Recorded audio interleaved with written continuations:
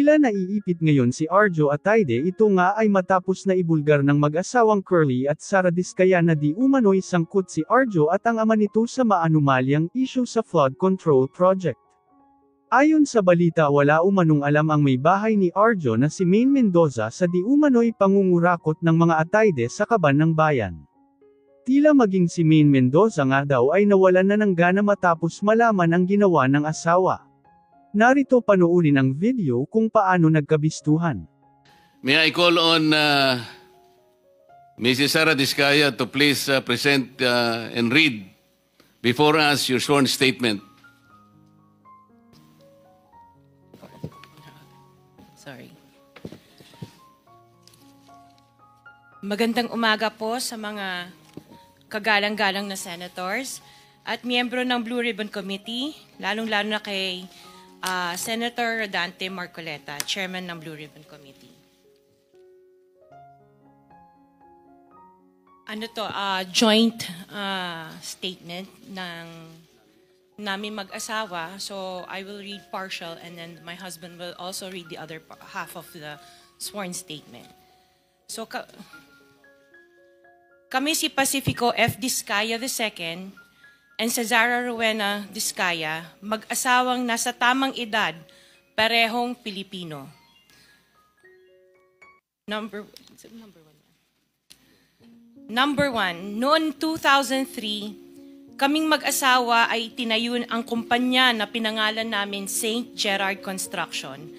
Ipinarehistro namin ito sa DTI, nakakuha ng contractor's license at nagsimula na lumahok sa mga pribadong construction projects. Number two, kinalaunan nagsimula na rin kami na lumahok sa mga government projects. Natuklasan namin na hindi naging madali ang trabaho sa mga government projects. Madalas mahirap ang paniningil ng bayad at matagal bago kami mabayaran ng gobyerno. Number 4, hanggang dumating ang pagkakataon, lumapit sa amin ang isang kaibigan na si Voltaire Claveria at inalok kaming magkaroon ng proyekto sa national level gamit ang aming lisensya. Number 5, ipinakilala niya ang sarili niya na nagtatrabaho para sa isang congressman at nangakong kapag nagbigay kami ng pera ay makakakuha kami ng proyekto.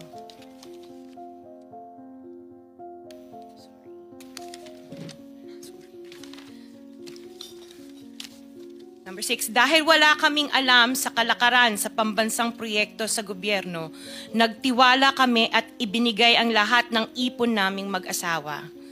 Sa kasamaang palad, niloko lang niya kami. Naglaho siya, dala ang pera namin mag-asawa. Nagpunta kami sa DPWH para i-report ang nangyari, pero hindi nila ito pinansin. Kahit ganon, hindi kami sumuko. Gusto ko pa rin gawin ng tama ang negosyo, kaya patuloy kaming sumasali sa mga biddings sa gobyerno. Sa kalaunan, ang kumpanya namin ay nanalo sa mga bidding sa mga proyekto sa national government sa pamamagitan ng patas na bidding. Ibinuhos namin ang lahat ng aming pagsisikap para maipakita ang kakayahan ng aming kumpanya na mayroong maayos na paggagawa, dekalidad na resulta at natatapos sa tamang oras. Nagkaroon ng konting tagumpay ang St. Gerard Construction, kaya minabuti namin mag-asawa na mag-expand at bumuo ng ibang kumpanya tulad ng Alpha and Omega General Contractor and Development Corporation. Interjection, Mr. Chair. What is the interjection? Salamat, Mr. Chair. Kailangan ko lang pong umakyat sa office sandali para sa isang pulong, but hopefully pagbalik ay nandito pa rin sina Mr. and Ms. Diskaya dahil meron din po akong mga tanong para sa kanila. Oh yes, Salamat we'll make po, sure Mr. that they Chair. will be here for your questioning. Mr. Chair, point Yes. of order. Bakit hindi na lang tayo bigyan ng kopya ng sworn affidavit imbis na basahin nila niya so we can para himay namin yung kanyang sworn affidavit? We'll make sure that all the in order to members will save be time, given a copy, but the chairman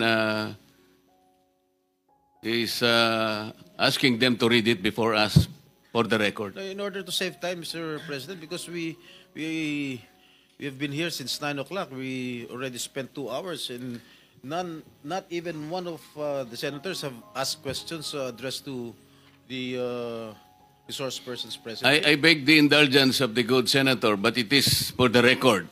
This is a sworn statement, at from this statement, kailangan dito sila matanong na mabuti. Proceed.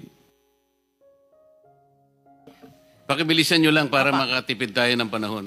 Ngunit nung nagsimula ang makilala ang St. Gerard Construction, dumating naman ang panibagong pagsubok. Unti-unti nagsilapitan ang mga district engineers at mga regional directors ng DPWH at mga chiefs of staff na mga mambabatas na nag-aalok ng mga proyektong sinasabi nilang pondo na mambabatas. Nung una, sinubukan naming labanan ng mga ito sa pamamagitan ng pagre-report sa DPWH at pagpapadyaryo ng mga tiwaling kawani ng gobyerno, subalit hindi sila natitinag sa mga ito.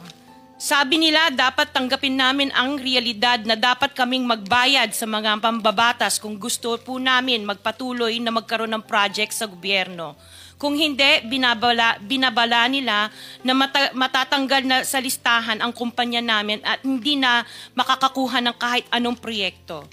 Hindi namin ginusto kailanman na mapasama sa ganitong sistema, pero kailangan namin magpatuloy para sa pamilya at mga empleyado namin. Dahil sa aming paglaban sa mga tiwaling bidding, maraming beses naming naranasan na ma-disqualify ng Bids and Awards Committee ng DPWH na hawak na mga mambabatas na nagpondo sa proyekto.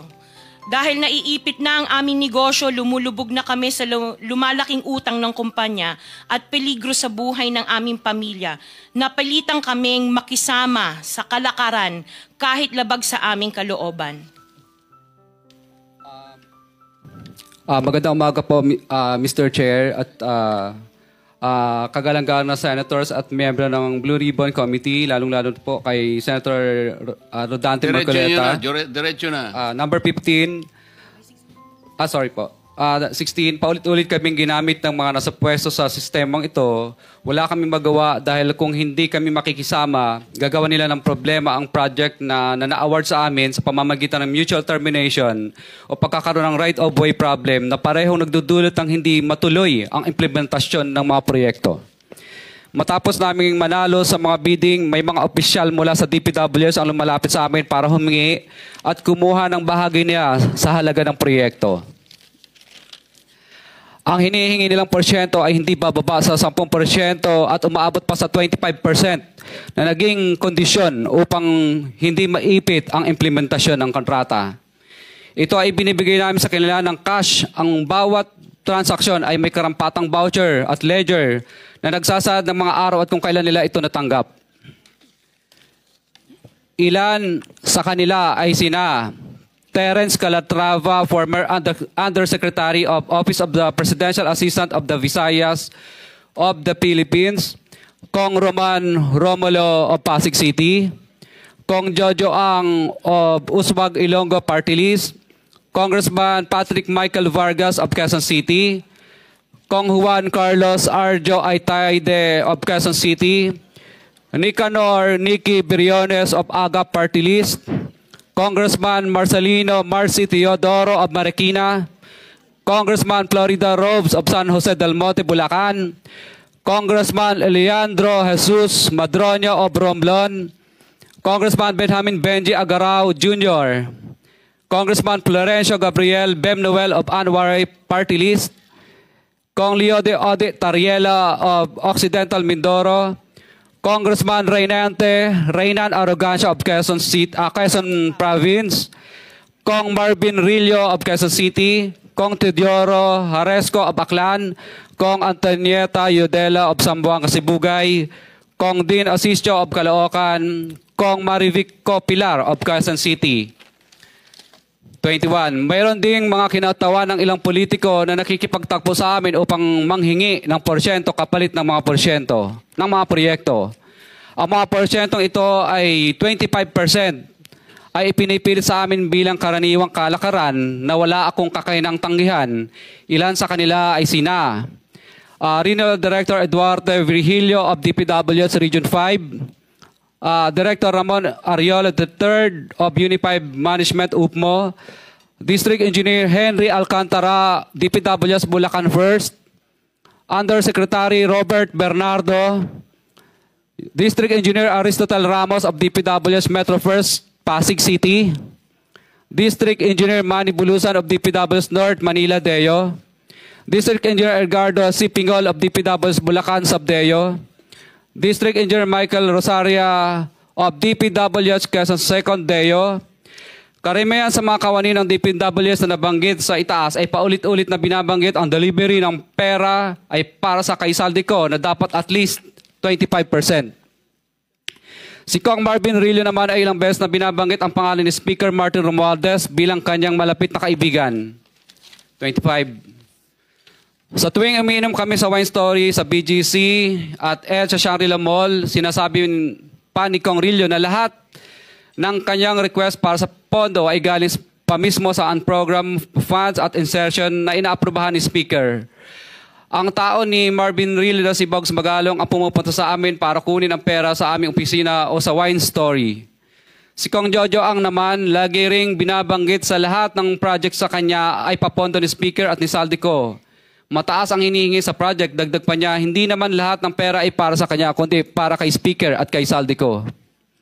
Sa lungsod ng Pasig naman, lumapit sa akin ang DPWH Project Engineer na si Angelita Garucha para kolektahin ang parte ni Kong Roman Romulo sa flood control projects noong 2022.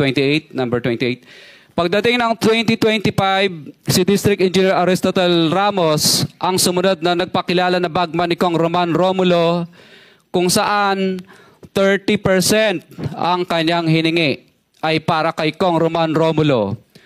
Sinabihan ko kay D.E. Ramos na masyado namang mataas, ngunit sinabi niya na walang magagawa dito dahil pondo ito galing sa unprogrammed funds at insertion galing sa taas. Sa ilang pagkakataon, ang mga politiko na personal na inabutan ng halaga ayon sa hiningi nilang porsyento mula sa proyekto. Ang pagbabayad na ito ay hindi naman kagustuhan kundi isang hakbang na ginawa namin dahil sa matinding panggigipit. Ilan sa kanila ay sina Kong Antonieta Yudela kasama ang kanyang asawa, Kong Marvin Rillo of Quezon City, Kong Nikki Briones of Aga Party List, Arturo N. Ataide, ama ni Kong Arjo Ataide, Kong Florencio Gabriel Bem Noel of Anwaray Party List, Kong Eliandro Jesus Madroño of Romblon, Kong Benjamin Benji Agarao Jr. Bagamat naging matinding pagsubok ang kabawasan ng pondo na nakalaan sa proyekto, pilit at matapat naming sinusunod ang bawat espesifikasyon na nakasaad sa Program of Works na nakasaad sa proyekto ng DPWH. Nakakasiguro kami na nagawa namin ng maayos at matapat ang bahagi o phase ng proyekto na na-award sa amin. Sa katunayan, hindi kami mababayaran ng DPWH kung hindi ito dumaan at pumasa sa maraming material testing na naaayon sa design ng DPWH. Ina-assess at ini-inspect ng DPWH ang bawat proyekto base sa natapos na parte o accomplishment.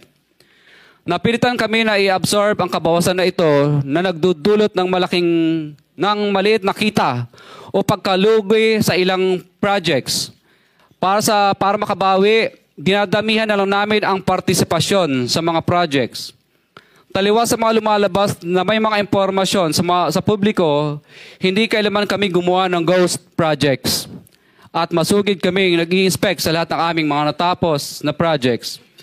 Handa po kaming tumistigo ng walang pilit at kusang loob bilang state witness at sabihin ang lahat ng nangyayaring katiwalaan ng Kamara, DPWH at iba pang mga kawani ng gobyerno upang gawin ang tama. Kami ay lubos na humihingi ng tulong sa Senate Blue Ribbon Committee na pinamumunuan ng buting Chairman Senator Dante Marcoleta at kay President Bongbong Marcos para sa proteksyon at seguridad ng aming pamilya. Ang salaysay na ito ay kusang loob namin ginawa at walang sino mang pumilit na gawin ito. Sa katotohanan ng lahat ay nilagdaan namin ang salaysay na ito ng kusang loob at walang pumipilit. Sign, Pacifico of Vizcaya, nagsasalaysay. Notaryado po. For the record, this sworn statement was notarized by a certain Attorney Reynaldo F. Segubiense, PTR number 246726, January 4, 2024. Hanggang ang MCLE ay 2025. This was notarized on September 6, 2025. Mr. Chair. Mr. Pacifico Discaya and Cesaria Rowena Discaya, meron pong pirma sa inyong respective na pangalan. Ito po ba'y pirma ninyo? For the record lang. Yes po, Chair. Thank you.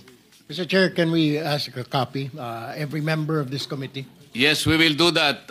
Pase-xerox po natin ito para lahat po ng miyembro ay bigyan na kita ng kopya kagad. At saka meron akong mga ilang pa rito si Senator Jinggoy. Senator Rapi, isa na lang ang natira kaya pase-xerox natin ito. Bigay mo na lang sa kuya mo. Kuya mo naman si Senator Rapi. Ikaw na lang. Mag-share na muna kayo.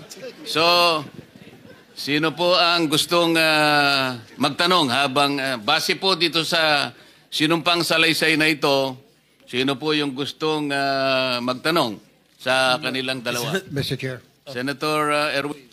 Una ko mong tagatanungan dito po kay Ginoong Pacifico Discaya. Nabanggit niyo itong mga pangalan po ng mga congressman. Sila po ba mismo? Mukhang dalawa lang po yung binanggit niyo na personal ninyong inabot yung pera. Itong mga napakadaming pangalan na binabot ninyo, paano po ibinibigay yung parte nila, yung komisyon na sinasabi niyo 25%, 30%? Sino po? May tao po ba? May bagman po ba? Kadalasan po, ako po ang nagbibigay o minsan po may inuutusan po ako, nagtatawagan lang po kami para sa hinihingi. Maaari mo po bang ibigay sa amin sa komiting ito ang pangalan ng mga pinag-aabutan ho nyo ng pera kung hindi mismo yung mambabatas ang inaabutan ninyo? Maaari po ba or litrato man lang parang malaman ho natin kung sino pong inaabutan po ninyo ng pera? Kay Terence Calatrava po, nag-usap po kami nito sa kanyang kondo po sa Makati. Tapos ang inuutusan na lang po niya na kumuha po ay si Diane Tan. At saka yung kasama pa po si Andrew po ang pangalan. May mga contacts number po ako. Sila po ang tagakuha sa office. Pero iba-iba po ito. Iba-iba po itong mga bawat congressman. Iba-iba po yung kumukuha. Tama po ba?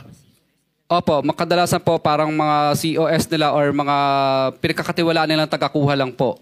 Opo. For example po, si Kong Roman Romulo naman po. Kadalasan po si Kong Roman Romulo, ang tagakuha po niya si tagakuha niya si Ma'am Engineer Angelita Garucha, empleyado ng DPWH yun. Tapos pinalitan naman po yun ni D.E. Aristotel noong 2025. District Engineer po siya ng DPW's First Metro. Pare-pareho po ba, Mr. Chair, yung komisyon, or whatever you want to call it, kickback, ang hinihingi po or magkakaiba? Ibang isang mababatas ganito ang presyo or halos standard po ang hinihingi nila at magkano po ba yan? Isa lang po ang pattern. Basta insertion or ang program po, 25% po lagi. Insertion or ang program, 25% po yun. Opo. Para po kanino raw? Para po daw po lagi ko narinig ang salita nila kay Saldico at saka kay Speaker po, ang narinig kong salita. Alright, Mr. Chair, I have no further questions. Mr. Chair? Senator Jinggoy. Mr. Chair. Mr. Curly, lahat ba itong mga binanggit mong pangalan na karamihan ay mga kongresista? Lahat ito, 25% ang binibigay mo? Kadalasan, opo. Wala bang mismo ang kongresista mismo ang pumunta sa'yo at binigyan mo ng pera?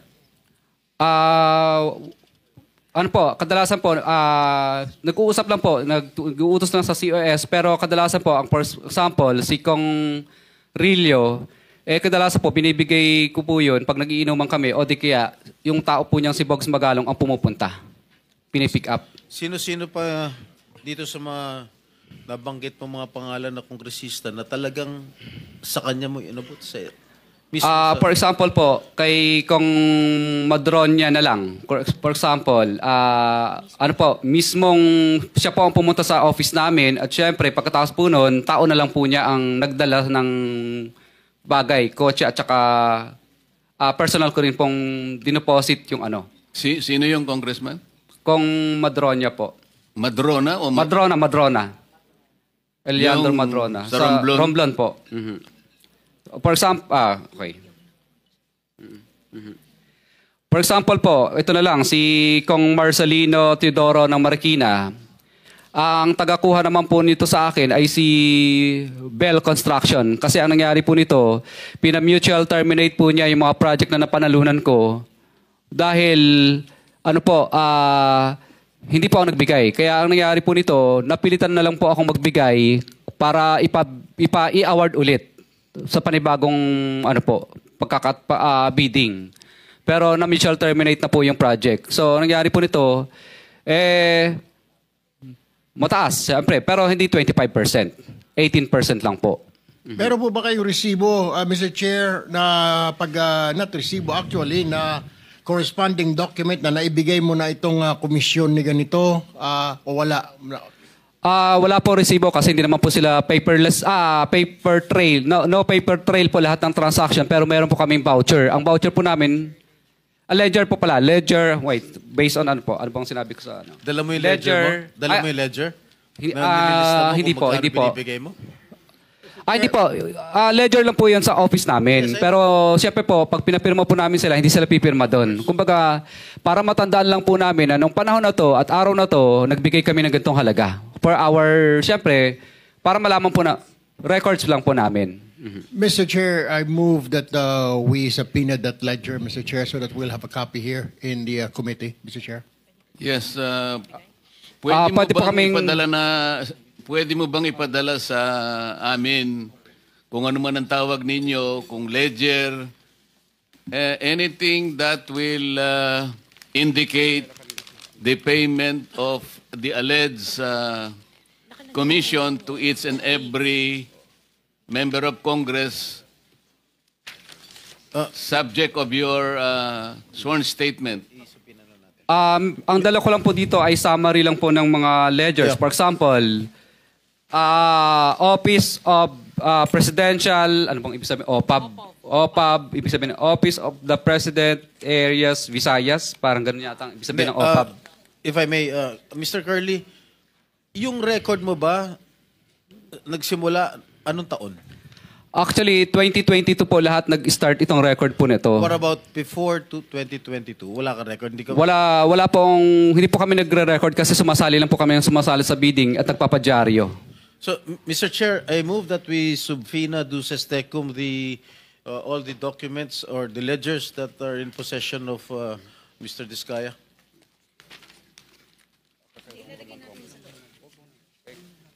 Mr. Diskaya, I seconded, Mr. Chair. Mr. Diskaya, narinig mo ba yung motion ni Senator Jinggoy? Kailangan ninyong ipadala sa Blue Ribbon lahat ng mga mapagbabasihan nating kung ledger man ang tawag nyo, kung ano man, hindi namin alam ang nomenclature, pero mapagbabasihan na pwedeng matukoy na nagbibigay nga kayo ng komisyon sa mga taong binanggit nyo sa inyong sworn statement. Mr. Chair, ang dala ko lang po ngayon ay summary po. Hindi ngayon, basta kailangan maipadala ninyo lahat ng dokumentong pinagsasaligan ninyo, pinagbabatayan ninyo ng pagbibigay ninyo ng alleged commissions. Magagawa po ba ninyo yon? Kailan po ninyo gagawin? Ipapaasa po namin. Sige po, salamat po. Other members Senator Rapi, baka meron kang may tatanong ngayon. Sige. One question lang para dito kasi iba sana yung topic ko eh. Tuwing kailan po kayo nabibigay ng parte nila? Was that before before the project is accomplished or after the project has been accomplished? Kadalasan po, Mr. Chair, kadalasan pag yung ma-award yung project. Ibig sabihin po, hindi po i-award sa iyo ang project kapag hindi ka po nagbigay. So ibig sabihin advance? Opo, parang ganun po. Minsan naman po, pag may notice to proceed na, hindi ka nila pa kakolektahin, o di ka gagawan ka ng right of way project, right of way problem. Ibig sabihin, parang mutual termination ang kakarapin mo, right of way problem, at saka hindi ka makakolekta kapag hindi ka po yung niloko mo sila. So in other words, pag nakapag-advance ka na, siguradong na makukuha mo na yung project. Sigurado po. Thank you, Mr. Chair. Mr. Chair, Senator Erwin. opo, nagre-request po yung mag-asawa ng kanilang seguridad dahil natatakot daw po sila. Ano ho bang plano ng komite na ito? Napakaganda po ng inyong itinanong. Bago ko po kasi, nung matanggap ko po itong sworn statement na ito, ay kagad akong nakipag-ugnayan sa ating Department of Justice. At doon po ay sinabihan ako ng ating kalihim, Boyeng Rimulya, na pakisabi mo kanila na wag silang mabahala at nakahanda naman ang ating kagawaran kung sakasakaling sila ay mapatunayang hindi naman most guilty. Kasi po ang tuntunin sa ating State Witness Law or Protection Program, kailangan po mapatibayan natin na ang mga nag-a-apply ay hindi most guilty.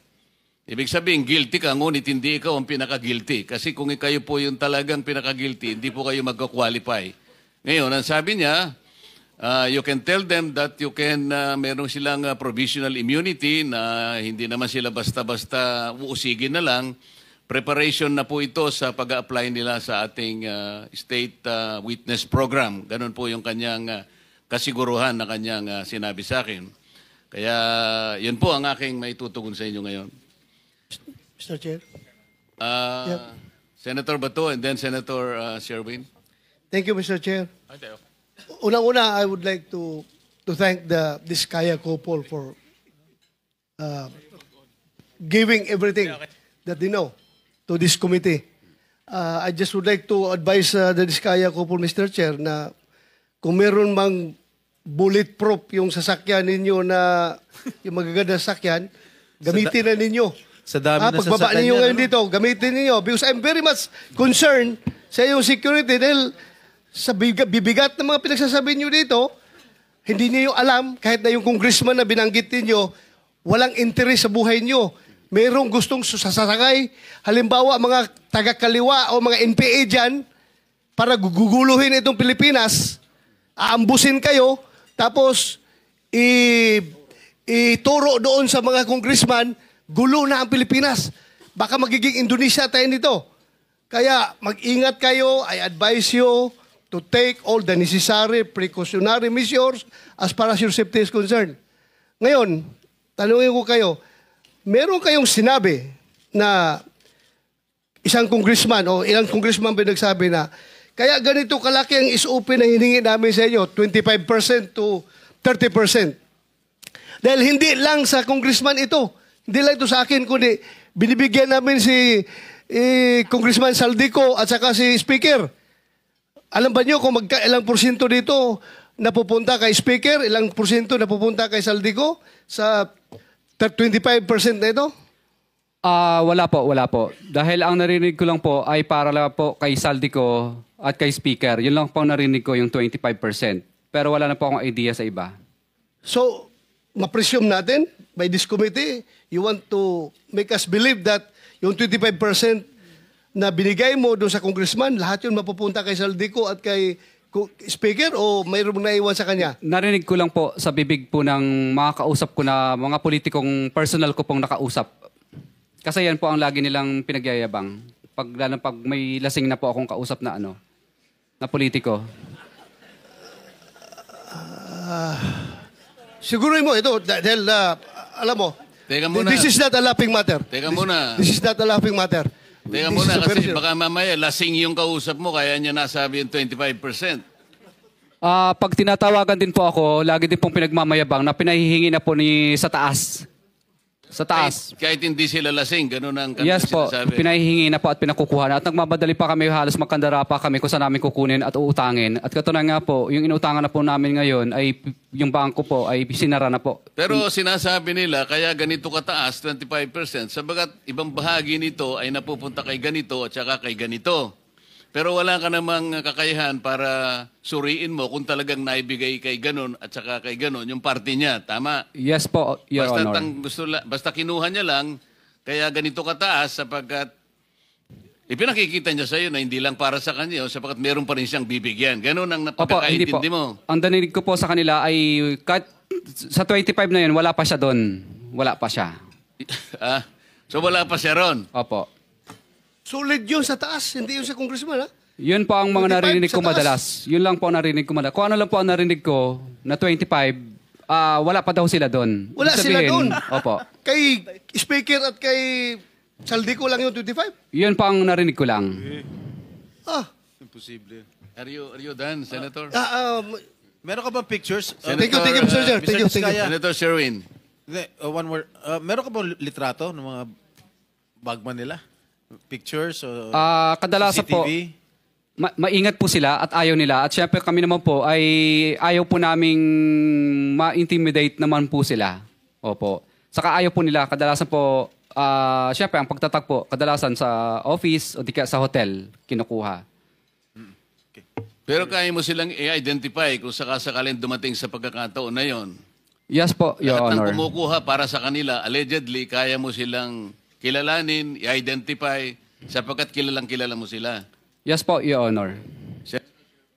Mr. Diskaya, sigurado ako i-deny yan ng mga pinangalanan nyo. No? Sigurado, 100%. Pero ba kayong iba pang mga ebidensya na magpapatunay na sila nga ang tumanggap, sila ang kausap nyo, tulad nga yung CCTV or meron bang mga deposit slip or merong mga any evidence na magpapatunay na itong mga pinangalanan nyo kanina totoo 'yon?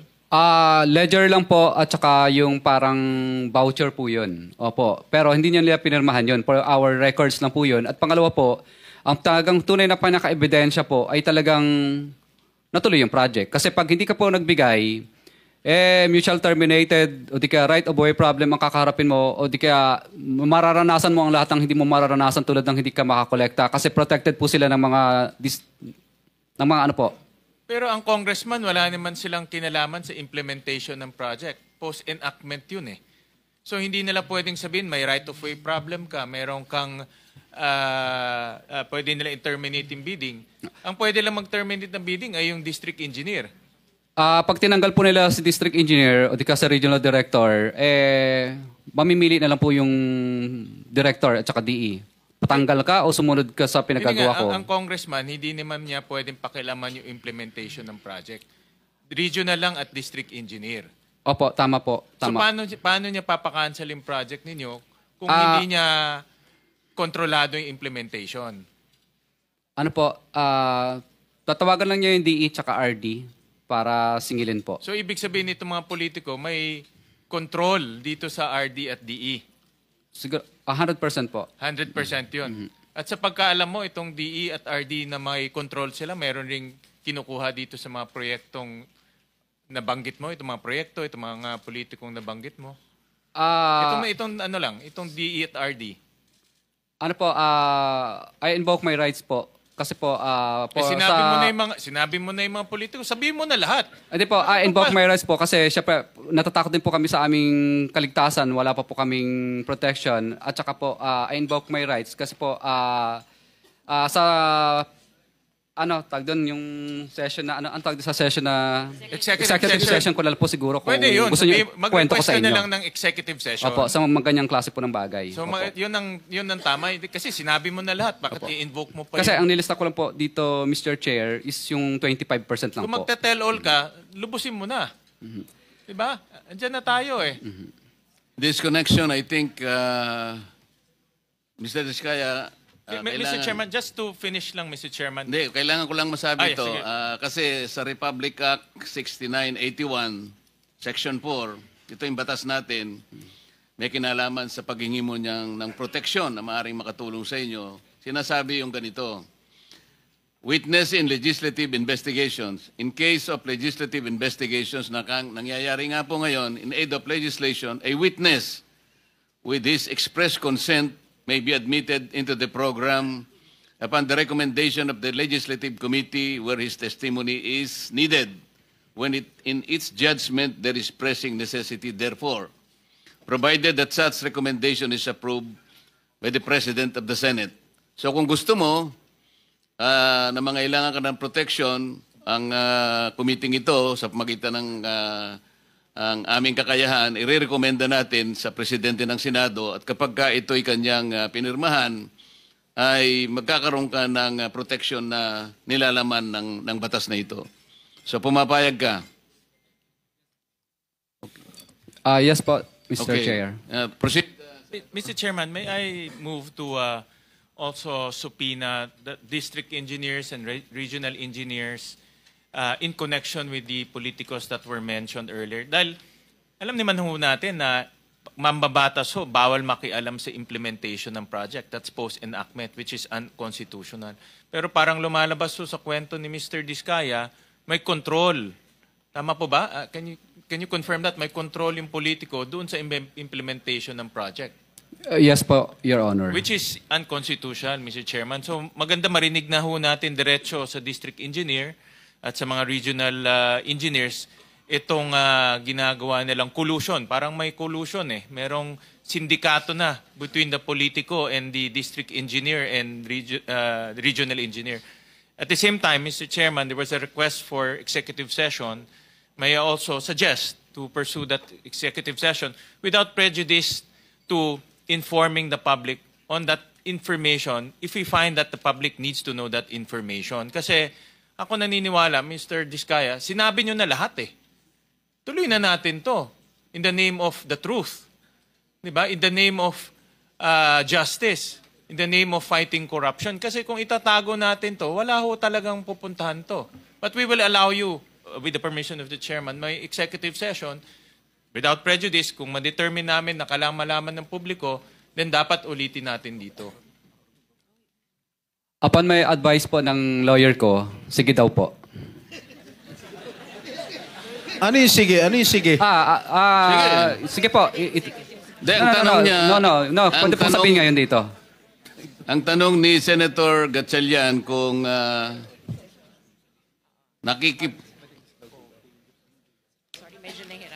Sorry po, Mr. Chair. Willing naman po ako na kahit dito na pag-usapan. Pangalanan mo yung mga district engineer, regional engineer na merong kasindikato yung mga politiko. Pinangalanan mo na yung politiko, di tuloy mo na. Mr. Chair, I agree with the manifestation of Senator Sherwin. Please do not be selective. Pag binanggit mo na, nagbanggit ka na ng mga kongresista, mga ibang personalidad, banggitin mo na lahat. Nandito ka na eh. Meron ka pa bang babanggitin bukod sa mga nabanggit mo na kanina initially na mga opisyales ng DPWH? Mr. Chair, ito lang po kasi ang mga personal po ko pong mga hindi ko po kayang banggitin yung experience po ng ibang mga contractor po. Dito lang po sa experience, personal knowledge ko lang po. Sige, bigyan mo lang kami ng kopya kung ayaw mo banggitin. Pwede ba? Nandito na sa kanyang sworn statement. Okay. Di ba meron na rin siya sa sworn statement?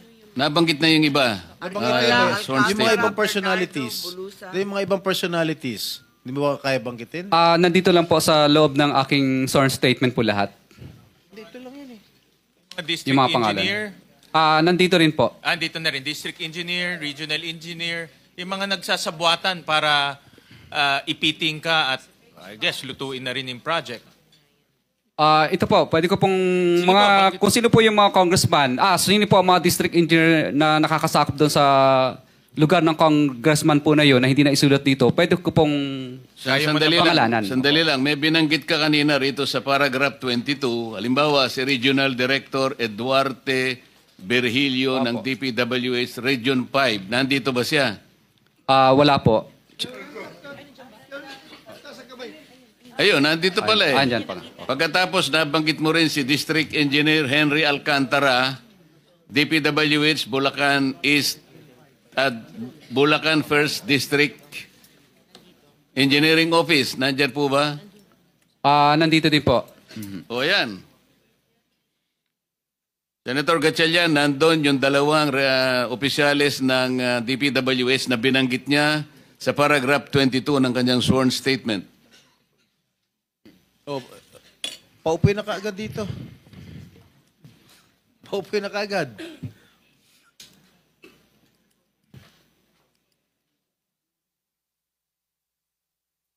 O, Comsec, administer mo na yung oath. Hindi, dito.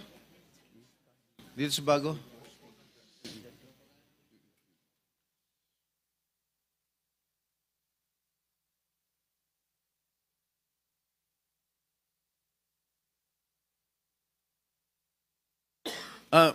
Mr. Diskaya, magkano yung pinakamalaking halagang o commission na binigay mo sa isang personality?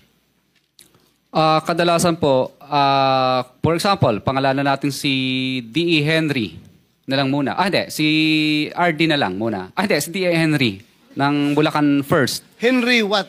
Ano apelido? Henry? D.E. Henry Alcantara po. For example, binibigay po namin yung 25%. Opo. Para po dun sa kay ano daw po, kay no, hindi daw. Narinig ko. 25% hindi pa po kasama yung parking. 5 kasi ang parking o pass-through. Meron ka dito sa number 28. May binigyan ka raw 30%. Yun ang malaki. Yun ba pinakamalaking naibigay mo, 30%? Yun naman po kay Kong Roman Romulo po yun. Para kay Kong Roman Romulo, sabi ni D.E. Aris, bali, kaya po naging 30 yun kasi 25% para sa taas at 5%. Sino ro yun na sa taas? Kadalasan po, open secret naman po ito eh. Secret na open. Ano po, ang tinuturo nila madalas si Saldico at saka si Speaker po kadalasan ang sinasabi nila. Opo. Okay. Tapos yung 5% naman po para po kay Congressman Romulo pag insertion. Pag hindi naman po insertion, NEP, mabababa ng kapiraso. Yung pinakamalaki, 30% yun na shell out mo. Kasi po kasama na po doon yung insertion. Yung parking fee o pass-through. Kaya naging 30. Yes, I understand. Kaya nga, yun ang pinakamalaki. Kasi yung ordinaryo, 25%. Correct? Opo. Alright. Nandito na yung si Mr. Chair, may masingit lang ako, Sen. Tanungin ko lang si Curly Diskaya. Mr. Chair, so kung 30%, may 5% parking, 35%, ilan na natitira sa proyekto? Hindi po. Kanina po, kaya pinagsama po yung 30. Kasi isang hingian lang po ang ginawa ni D.E. Aris at pinabigay na lang doon sa secretary na si Secretary Ann. So ngayon po, bali kaya naging 30 yun kasi 25% doon para sa taas. Tapos yung 5% doon para kay Kong Roman Romulo as insertion. Yun lang? Parking fee, sorry. Fee. Oo. So, kaya pag pinag-plus mo po yun, naging 30 kasi isang hingian lang ginawa. Wala na kayong nilalagyan pa na iba na binibigyan sa LGU maybe para pirmahan yung mga kung ano man yung kailangan pirmahan para matuloy yung proyekto? Sa LGU, kadalasan wala po. Wala. Walang pakialam doon. Magkano po ang kinikita nyo naman? Kung binigay nyo yung 30%, magkano po ang binabawas pa ninyo doon sa, for example, 100 million, 30% po yan, that's about 30 million. So may 70 pa. Magkano po yung, syempre, tatrabahuin nyo, magkano kailangan ang kikitain nyo pa dyan? Kadalasan po ang natitira na lang sa amin, minsan pag minalas-malas, lugi, kung sinuwerte, minsan 2%, 3%. Pag sinuwerte pa, 5%. Paano? 2%? 5%? 3 to 5% po. Minsan ang natitira na lang. Minsan lugi pa. So 70, bawasan mo pa ng 5%, so 65%. Tama po ba? Opo. Ito mo ba ang ginagawa niyo yung proyekto? So matatawag natin substandard dahil para kumita kayo, para maibigay ninyo yung komisyon, bawasan ninyo yung bakal, bawasan ninyo yung mga semento para may maiabot lang kayo. Tama po ba? Hindi po. Wala pong substandard. Tama pa rin. Kasi hindi po siya papasa sa testing ng DPWS pa rin. At ganoon din po, hindi po tatanggapin ng warranty ban. Hindi ako naniniwala na papasa sa DPWS. Kasabwat na ho ninyo yung district engineer at saka regional director. Paano po? Pati yung COA, kasabwat din ho ninyo. Magbubulag-bulagan na lang yung tatlong yun. Hindi po. Wala po hindi po namin nakakausap yung COA. Hindi po sila. Yung DPWH, siyempre kasabot nyo na, binigyan nyo na ho eh. Pipikit na lang nila yung mga mata nila. Kaya magiging substandard po talaga yan. I mean, whether you like it or not, para ika nga kumita din ho kayo. I don't think 2% lang po ang kinikita nyo dito, 3%. Magpapakanda hirap kayo, 2 to 3%. Kakayanin ba ng 2 to 3% yung mga sasakyan na binili nyo na pagkadami-dami po? I mean, that's way, ika nga, unbelievable po. Your Honor, kaya po. Dahil 23 years naman po namin pinaghirapan po yun. Kasi noong mga panahon po nung mga una po, ay magaganda naman po ang kinikita namin. Ngayon lang pong panahon na to na ito ang medyo lumiit po talaga. 25% po ng what? Ng cost ng project. Tama po ba? Ng contract cost. Contract cost. For example, 100 million yung paggawa ng flood control na ito. Example lang po natin, 100 million. So 25 million po ang pupunta doon sa proponent. Opo. 25 million. So matitira is 75. Ganun po ba? Opo. Bali, ang pass-through naman or parking fee is 5. Excuse me. Para malinawan natin, ano? Dito kasi sa paragraph 18 ng iyong sworn statement, may binabanggit kang 25%. Ngayon, pagka sumulong ka sa, kung hindi ako nagkakamali, number 22 paragraph, o paragraph 22, meron na namang 25%. Kaya doon lang 50 na. Kaninang sinasagot mo si Senator Sherwin, meron kang binabasang note dyan. Pwede mo bang i-plus na lang dito? Kasi hindi natin malaman kung sino-sino pa lahat ang binibigyan mo. Doon pa lang sa 50% na yon ay delikado na talaga yung project mo. Naniniwala ako na dahil binanggit mo nga, kakutsaba mo na yung mga ibang binanggit mong mga tama naman, yung tanong ni Senator Sherwin. Baka naman magsasakripisyo na yung project unless ma-justify mo sa pamamagitan ng presentation. Ilan ba talaga yung napupunta kung kani-kanino para sa ganoon makita natin yung net, magkano na lang talagang matitira sa project? Meron ka bang calculation dyan para madali tayo? Magkano yung napupunta sa congressman na kagaya na sinasabi mo? Magkano yung napupunta kung kani-kanino? Kasi merong back dyan, merong COA, merong material testing, merong kung sino-sino. Baka naman nilagyan mo na ng porsyento yan, madadali tayo rito. Mr. Chair, okay lang po ba i-flash sa yung sample computation ko po? Bigyan mo muna ako ng kopya pagkatapos i-flash natin para maintindihan ko rin yung presentation mo. Opo.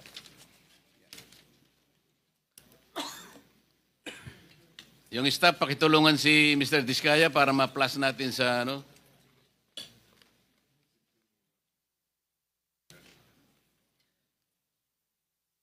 O ito, babasahin ko, Meron po silang, for the record, meron po silang binabanggit na assumption as basis to compute the actual costing based on standard experience between 2022 to 2025.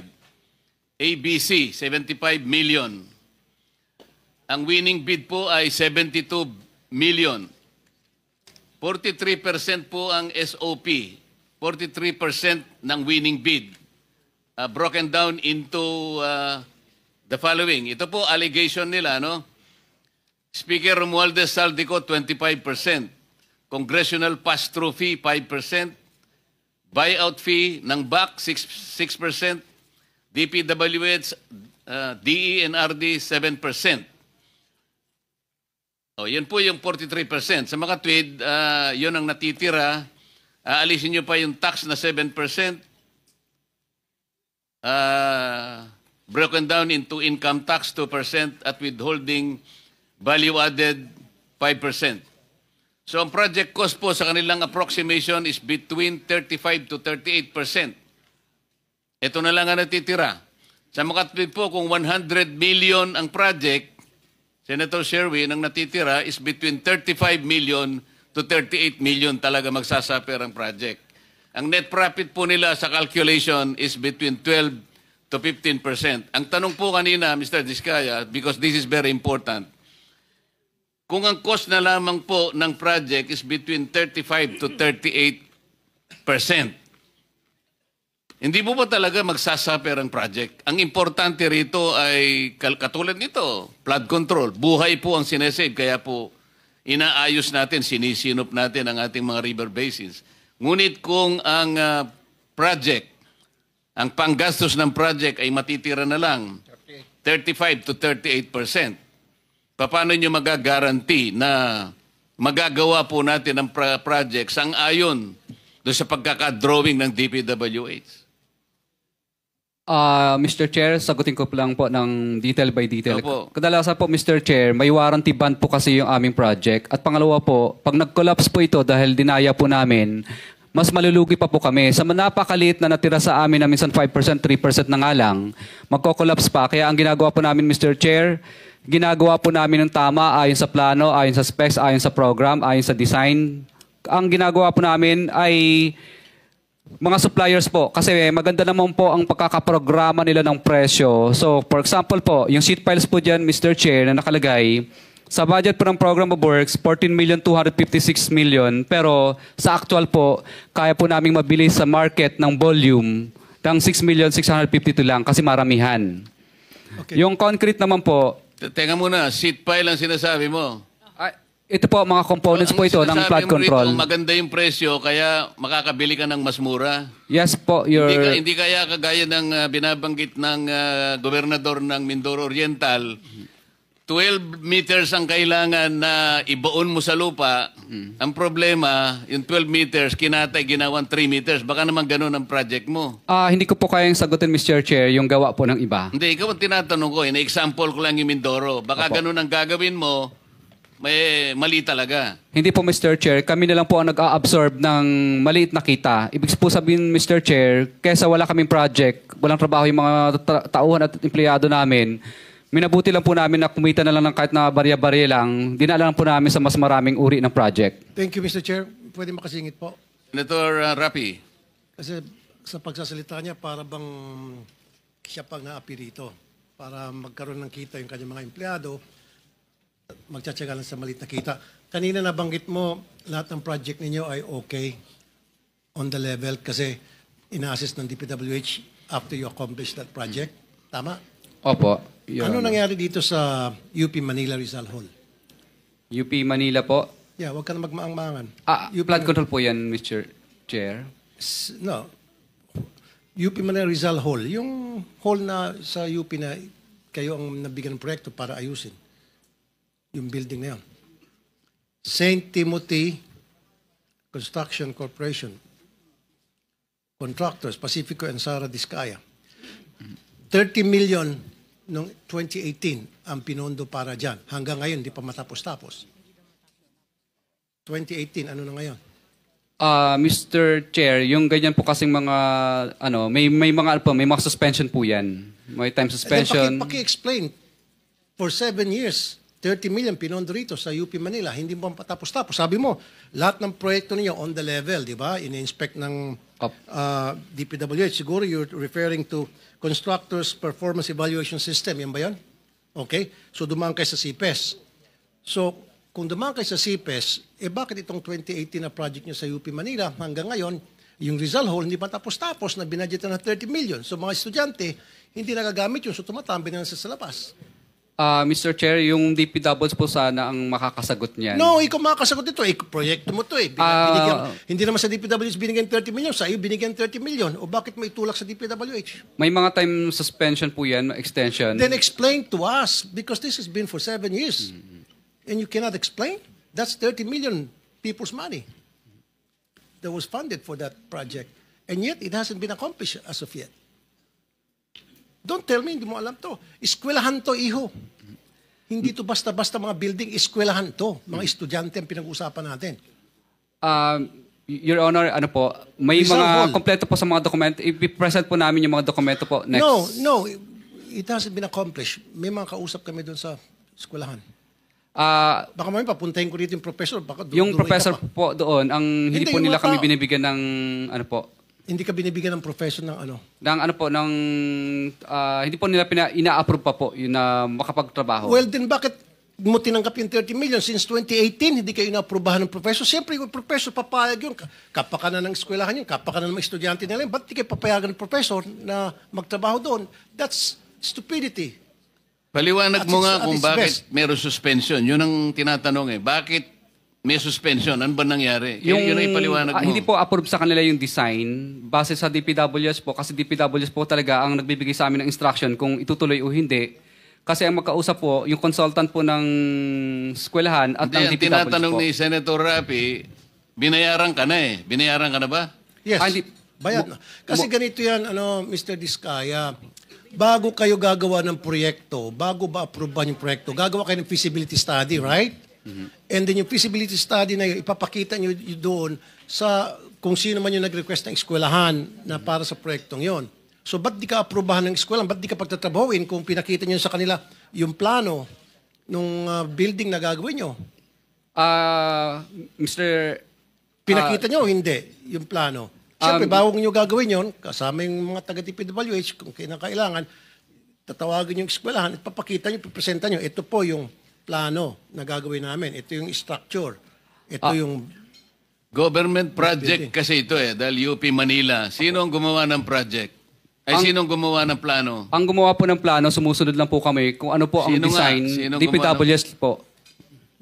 Oh, bakit di matapos-tapos? Ah, Sino sa DPWH? Turo mo. Ano po, Andito mga ba? ano po, mga district engineer po ang Anong pangalan? Si Anong pangalan? dati po nung nakaraan panahon pa po ni district engineer. Tapos ngayon po bago na po yung district Hindi ka, engineers. sino ngayon noon? Sino yun noon at saka ngayon? Kasi 2018 hanggang ngayon, 2025 na, hindi pa rin matapos-tapos. And yet, yung 30 million na-release na sa inyo. Opo. Bali, alam ko po, ang mobilization lang po ang... Ganitong gawin natin, kasi kahit hindi flood control ito, public works naman ito. Pwede mo bang isubmit sa komite, ipaliwanag mo kung anong nangyari, 2018 project pa pala yan, nabayaran na kayo, bakit hanggang ngayon ay hindi pa natatapos at mukhang nagko-complain nga ang mga estudyante. Pwede mo bang isumite sa amin ang report na yan para ma-appreciate po ng ating komite? Yes po, Mr. Chair. Okay. One question. Mr. Chair. Mr. Chair, may isang tanong lang. I receive Mr. a note Diskaya. that the DBM secretary needs to be excused. Sayang kasi pasensya na pero yung mga tanong namin mamaya-maya ng konti kasi meron po kayong partisipasyon. Hanggang anong oras po ba pwede kayo?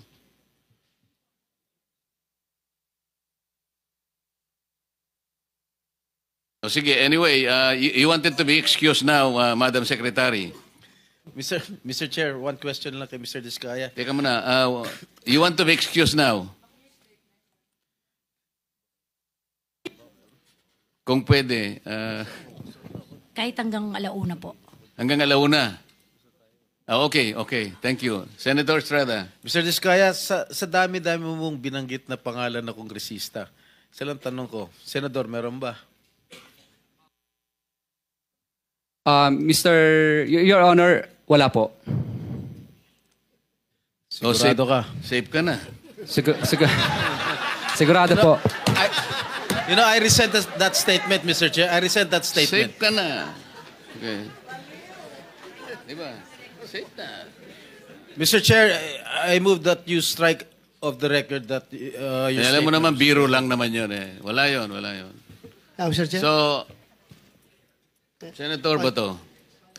Yeah, Mr. and Mrs. Diskaya, dito sa paragraph 10 ng inyong sinumpaang salaysay, sinabi niyo dito, ngunit nung nagsimula ng makilala ang St. Gerard Construction, dumating naman ang panibagong pagsubok. Ang pagkakaalam ko yung pagsubok ay these are trials, challenges, kahirapan.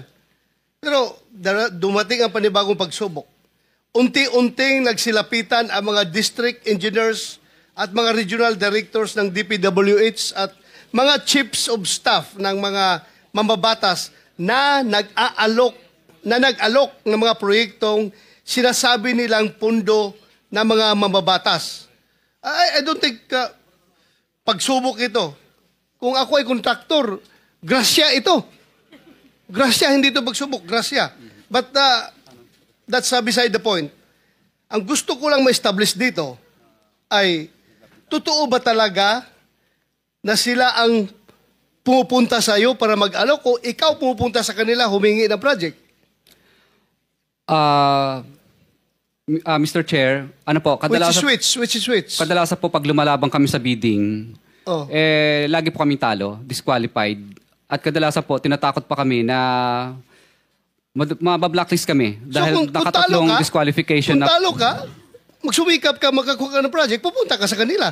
Bakit ang sinabi mo sa affidavit mo is sila ang pupunta sa'yo?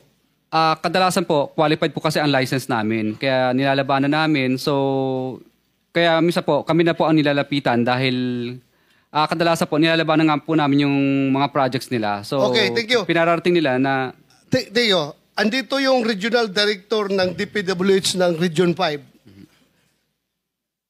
Mr. RD ng Region 5.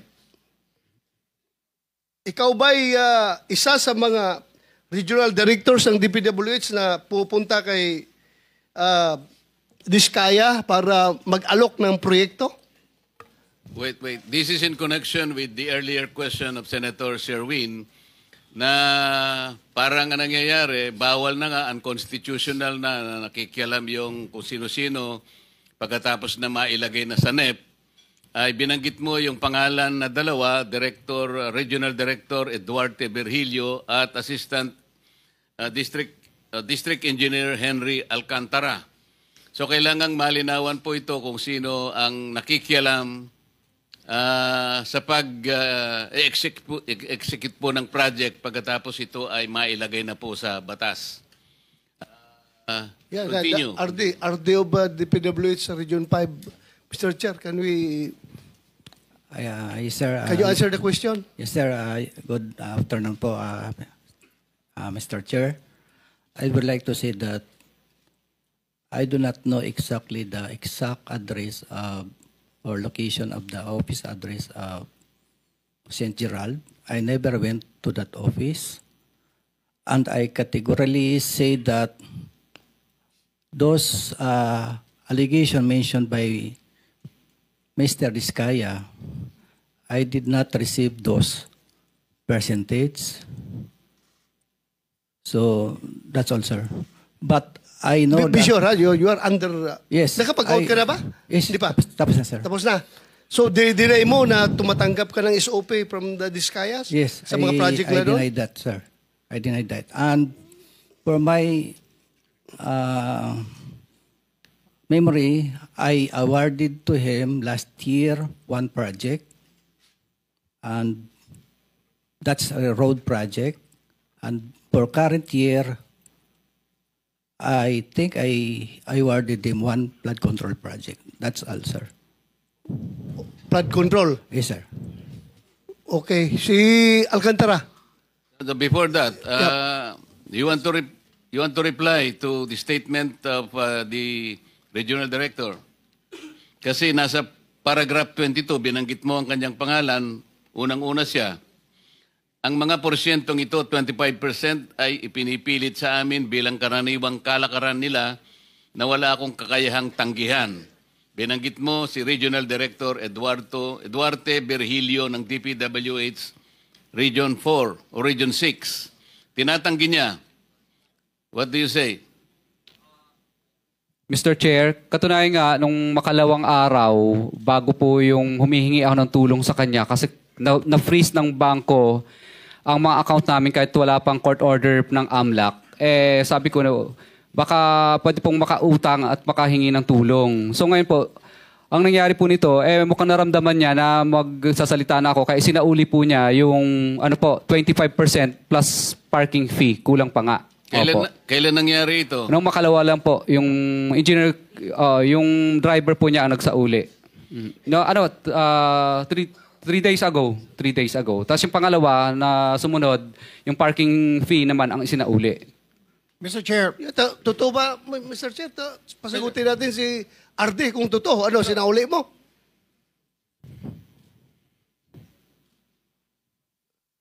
Pindutin mo, pindutin.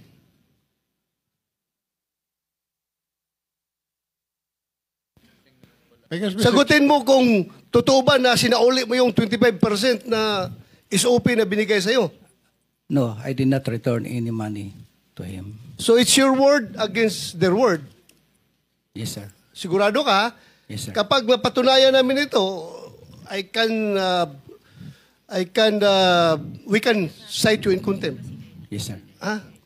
So ano? Bali yung driver po niya ang inutusan niya. Tapos... Sinong driver niya? Anong pangalan? Ano po, bali si ano yun? Okay lang, Mr. Chair? Yeah, pakicheck. Silipin ko sa phone ko. We need the truth. Hindi tayo dito Anong pangalan ng driver mo? Arde. Bago siya magsabi, anong pangalan ng Arde mo? Siya na muna, driver mo? para Ang pangalan po niya na alam ko lang ay June, tao ni R.D. Virgilio Eduarte. Tapos kinuha naman po ng aking engineer yon, nagkita sila. Kasi natatakot na siyang ibalik sa akin sa office yung pera. Kaya nakita lang po sila sa isang lugar, parking yata yon sa parking. Ano, Arde? My driver is the name is James po. James. James. O, sige. Baka James Jr. Sige, kayong pagbalik, kalimutan natin. Doon tayo sa pagbigay. Pagbigay, sino nagbigay ng 25% sa kanya? Ano po, yung driver po niya, inutusan niya. Hindi, pagbigay. Hindi yung pagbalik. Sinauli mo ang 25%, di ba? Hindi, siya po ang nagsauli ng sa akin, ng pera. Sinauli niya sa'yo. Opo, binalik so niya. ngayon, dinay niya. Ngayon, dito tayo mag-concentrate sa pagbigay mo. Nung binigay ko po, nagtatawagan lang po kami, tapos pumupunta po sa office namin yung driver niya para kunin yung pera. Anong pangalan ng driver niya? June lang po, hindi ko kilala yung ano. Pero sa akin po yung contact number ng tao niya. June ang pangalan. So, wala kang isa sa uli kung wala siyang binigay. Di ba? So, ibig mo magsabihin na wala siyang binigay sa'yo? How much is 25% of that particular project? Kung 150 million po yun, di 25% po nun. Mahina lang po ako sa computation. Wala akong... 25%, 25 million plus... 27. Oh, parang ganun po. Oh, Parang 30, around 30. Opo. Mga naglalaro po sa ganyan. So, you are denying na wala kang natanggap sa kanya? Kaya wala kang sinauli? But he just admitted na may sinole. Ha? Kala ko may admission na sinole. Wala rin. Hindi siya Anyway, Mr. Chair, we will... Mr. Diskaya, alam mo yung cellphone number ni Regional Director? Okay na po, basahin ko. Hindi, alam mo. Ay, opo. So kapag kung totoo ang sinasabi mo na nagbibigay ka nga ng ganitong komisyon, kinatawagan mo siya kung natanggap o hindi. Yes po, Your Honor. Ano yung ano ang CP number niya? Okay lang, basahin ko po. Kasi kahit cellphone ko, hindi ko kabisado eh. Hindi, wag na. Kasi hindi natin pwedeng ano yun. Pero alam mo yung number niya. Opo. Mamaya ay pwedeng makita ng staff namin na talagang siya nga number niya yan. Opo. Thank you. May mga text messages ba kayo, Mr. Chair, ni engineer? Ano na po, May Viber exchange lang. may messages kayo sa Viber. Meron po, pero syempre nag-disappear po yun eh. Ano nga mga messages doon sa Viber? Ano mga sinasabi? Pero kadalasan po, Mr. Chair, is ano lang po, tawagan talaga. Tawagan. So kung tawagan, wala tayong problema, Mr. Diskaya, kasi yung mga phone logs ng mga calls mo, sa pagitan mo at saka kung sino pa, dito ay kay Director, Regional Director. Mr. Chair? Mako-coordinate natin dyan sa telco at saka yung NTC. Makukuha po natin yung record, masasabi na po natin yan. Anyway, yan po yung mapapatunayan natin sa tamang panahon. Yes, Senator. Mr. Chair and Senator Bato, kung alam natin kung saan yung parking, baka may CCTV rin. So lang, ang nakakaalam sa binyo, ikaw, di ba? Saan ba dineliver yung pera? Alam ko po sa parking yata po namin. Papacheck ko po. Pa-check mo. Yung pagbalik, pagsauli. Opo. Yung pagbigay. Opo, parang doon yata sa parking namin. Sa isang venue. Sa isang yard namin. I-check ninyo. Mr. Chair, since pinag-uusapan na po natin... Before that, Senator, kasi nabanggit niya rin baka gusto nating unahin muna si District Engineer Henry Alcantara, nandiyan na rin po. Dalawa lang naman ang binanggit niya. Ayan na po si Engineer Henry Alcantara. Ano po yung binanggit ninyo ritong 25%? Kanino niyo po binigay? Sa kanya o sa tao niya? Sino po ba? Sa tao po niya. Pangalan ng tao niya. Si June Mendoza po ang binigyan ko po. John Mendoza, Opo. personal na tao niya o tauhan niya sa opisina? Accounting po ng DPWH. Andito si John Mendoza, Mr. Chair? Si Meron, Engineer JP Alcantara Mendoza. nandyan. Yeah. Engineer Alcantara, what would you say? I respectfully deny po na may tinanggap po ako galing sa kanya. Yung mga accusations niya po, I respectfully deny po, Your Honor. Mr. Chairman, may I suggest to invite yung driver kanina? You see June ba yun? June? No? June ba yung driver driver po ni ito, RD po, ni yung June. RD, Opo. Virgilio. Invite natin para, it seems to me that yun yung link ni Virgilio tsaka kay Mr. Diskaya doon sa pagdi-deliver ng pera. So maybe invite that person so that we can drill down to the very detail, to the very last detail yung transaction. Kasi yun yung link, Mr. Chairman. Yes, we will do that. Director General, please take note of those suggestions. Mr. Chair, by way of info lang. Sandali lang, ma'am. Ano put nyo kanina? Hindi ko po masyadong narinig. I respectfully deny po. I received sinasabi niya pong 25%. Na-receive po ninyo yung 25%? No po, I respectfully deny. Ayo, deny. Okay. Senator Amy. Wala, yung paalam lang po ni Secretary Pangandaman, hindi na natuloy yung House hearing ng DILG at yung iba pang nakaschedule. Nag-emergency meeting po.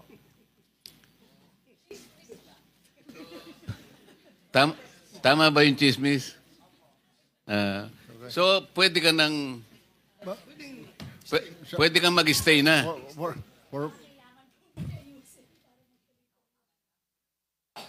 Hindi, sabi niya hanggang alauna naman. Mr. Chair. Senator Sherman, ikaw na. Yes,